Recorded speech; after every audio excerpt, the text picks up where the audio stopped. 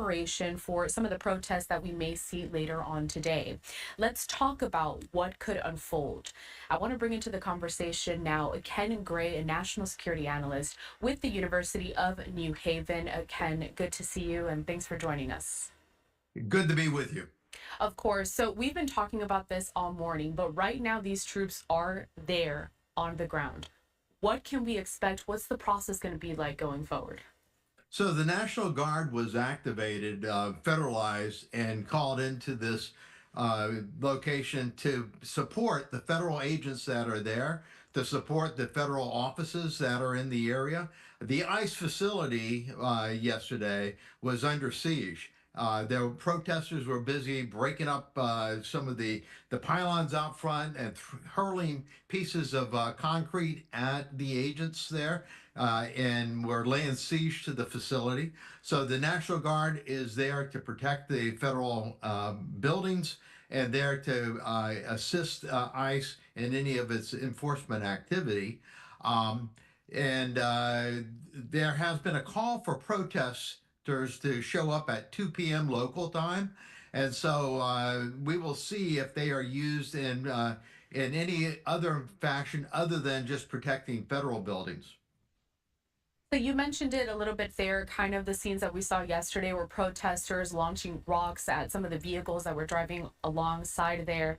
I'm keeping an eye out on this picture just to make sure everything is good there. But what can the National Guard do there to try to ease those tensions? What are they allowed to do? What kind of tactics are they going to employ? Well, any tactics that they use will be less than lethal. So they may be used to hold back crowds or push back crowds. You will see them operating in conjunction with other federal agencies and potentially with the sheriff's office or LAPD in trying to separate the protesters from the targets of the protests. But that being said, they are restricted from being able to be used for arrest purposes. So you will not see the National Guard being used to arrest protesters. At least that is outside their authority at this point. Just to say on this tangent for a little bit here, let's talk about these other law enforcement agencies. When we talk about some of these local agencies, whether it be the Sheriff's Department or state, California Highway Patrol, even the FBI, DHS, where do all of these agencies come into play during this time? So DHS has a number of different agencies under it, and ICE is one such agency under that. So ICE is the one that has been carried out these enforcement activities, but they have been assisted by FBI, by DEA, by a number of other federal agencies. They've been doing that here, assisting them manpower wise all across the country. And so those agencies will continue to help support their immigration enforcement activities. But in addition to that, there may be a call up of federal agencies to assist in the LA area because of the activities going on there with the protests. I remember that back in 1992, during the LA riots there, in response to the acquittal of the officers on the Rodney King case, uh, federal agencies deployed to LA to try to protect resources there. I know, like the FBI's hostage rescue teams were out there because of the problem of potential sniper activity against fire trucks, and so you may see federal agencies deploying their SWAT teams out there to LA in response to these riots. We will see how things go today. There's an old saying, the only two things you can count on are death and taxes. And today I want to With this 2 p.m. call up for more protests to take place there in the LA area. What are some of the things that National Guard troops prepare for when it comes to these instances of protests and riots? And if you can, give us a little bit of an inside look as to how they mobilize and where they're going to be placed. Sure. National Guard, one of their roles is to be used whenever there's civil unrest, whenever there's a riot. That is part of their regular mission area. And so when they are deploying here, since they have deployed here because of these riots, with the direction of the president to call them up to use them in this role, they will be operating in an anti-riot type mission. Um, but they are acting in conjunction with and in support of ICE and other federal agencies.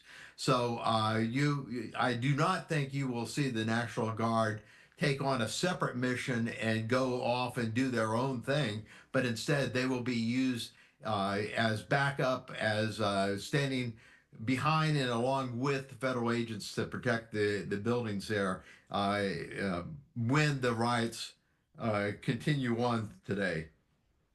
Something that I haven't had a chance to touch on today just yet is the role that social media plays with these kinds of protests. So, we've heard from several lawmakers, also law enforcement officials, talking about the fact that social media really is a quick way to mobilize these groups of people and get them to certain stations. So, how is social media going to be used to figure out where are the best placements for troops, but also with any investigations going forward?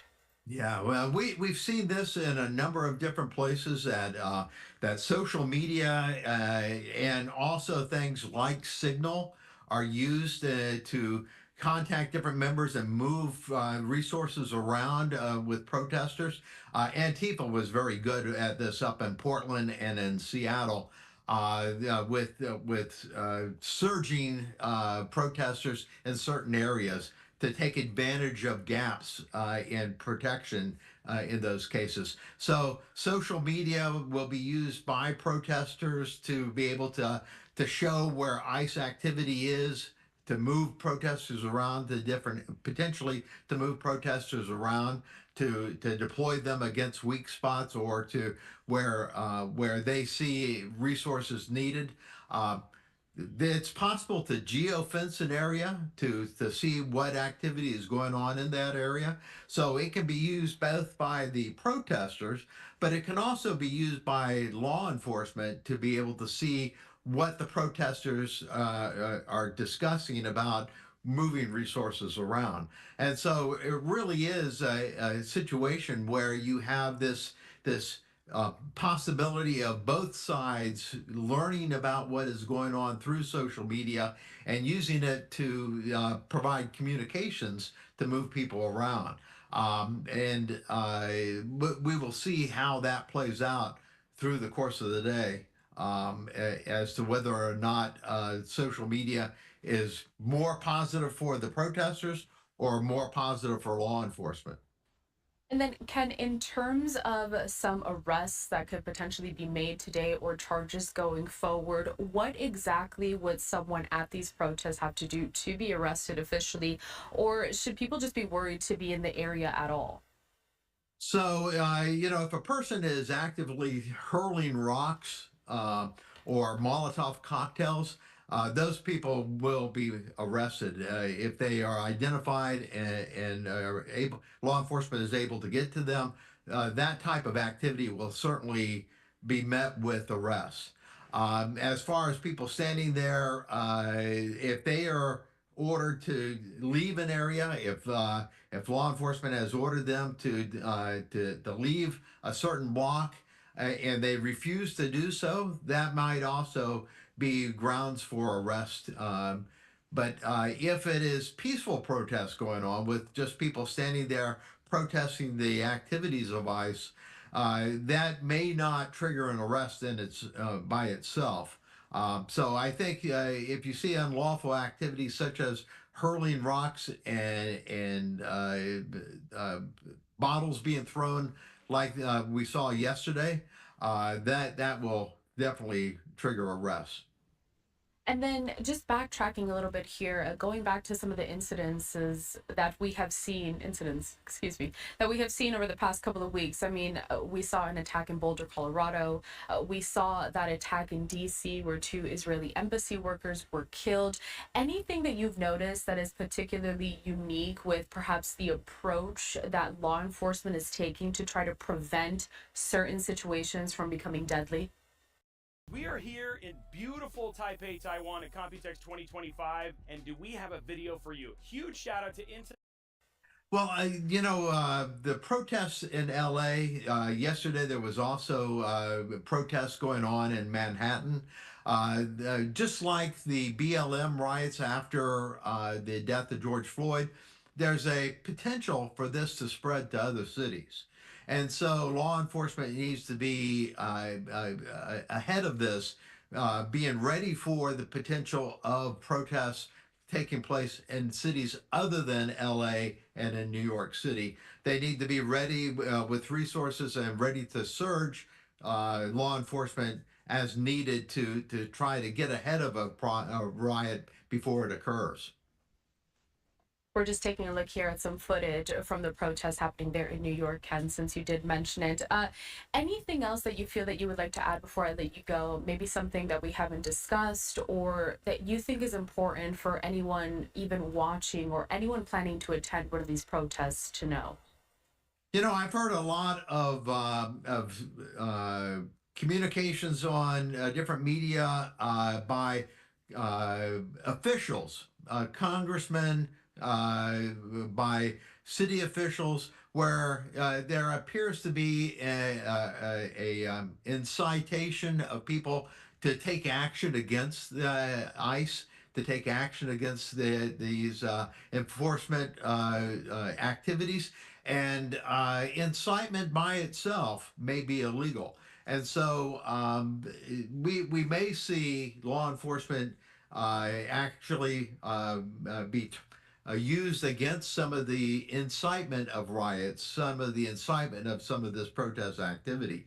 It's one thing to protest, it's another thing to incite people to commit violence. And so, the violence is a thing that is triggered.